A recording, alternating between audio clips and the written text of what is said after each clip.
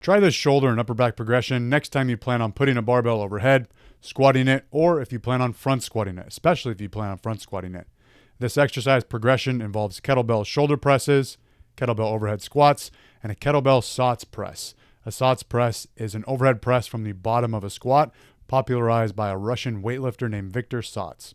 It's always the Eastern European guys who get to name these exercises. I was inspired to create this exercise progression that I've been using for a couple of months now. That's right, I created it, patent pending.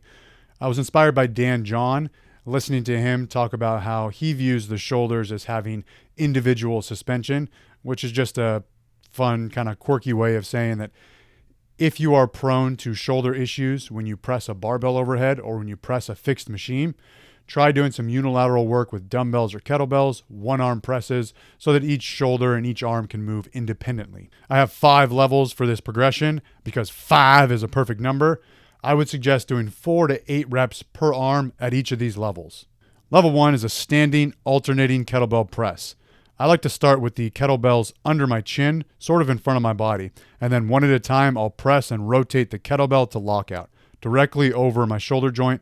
I like to think about having my bicep in line with my ears at the top. I'll do a couple of sets with ascending kettlebell weights until I feel like I'm using an appropriate amount of weight.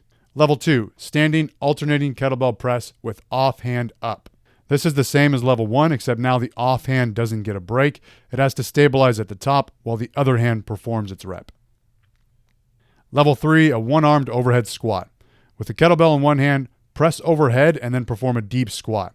You're probably going to need to place your heels on some sort of raised surface, like a plate, some wedges, or even just at the edge of a platform. The overhead squat places a huge demand on your upper back, forcing you to extend it as best as you can. If you have a naturally kyphotic posture or a rounded upper back, this is going to be very difficult. Just do your best. Many people blame a poor overhead position for lack of shoulder mobility, when oftentimes it's a rounded upper back that's to blame. Level 4, a one-armed sots press. Now you're going to produce some force at the bottom of a squat, which is a less than ideal position to do so. Just like the standing one-arm overhead press, I like to rotate the kettlebell as I press, holding each lockout for 1 second. You can perform this with 1 kettlebell at a time or dual wielding with 2 kettlebells, alternating sides. Level 5, a double kettlebell sots press. At the bottom of a squat, press both kettlebells to lockout simultaneously. When you press 1 kettlebell, you have freedom to twist your body in order to reach lockout. You don't have that freedom when both arms are pressing simultaneously. This demands full extension of your upper back and full flexion of your shoulders. Now, you don't need to be at level 5 today. Work your way up to whatever level you're comfortable with. Stay there as long as you need to.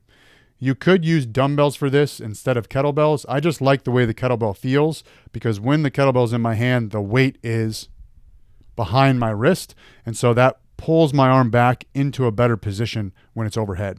You can perform this progression as often as you'd like, especially if it's really light at first. It's not going to be very stressful. Do it a few times a week. One thing I really like about this progression is that it doesn't feel like a waste of time. It doesn't feel like I'm in a physical therapy rehab setting doing some really silly corrective exercises that don't really stress me. These can be hard. These can be heavy. I can use this as a workout rather than thinking of it as prehab or rehab exercises. I can load this progressively over time. That's it. Thanks for watching, and always remember, train on time!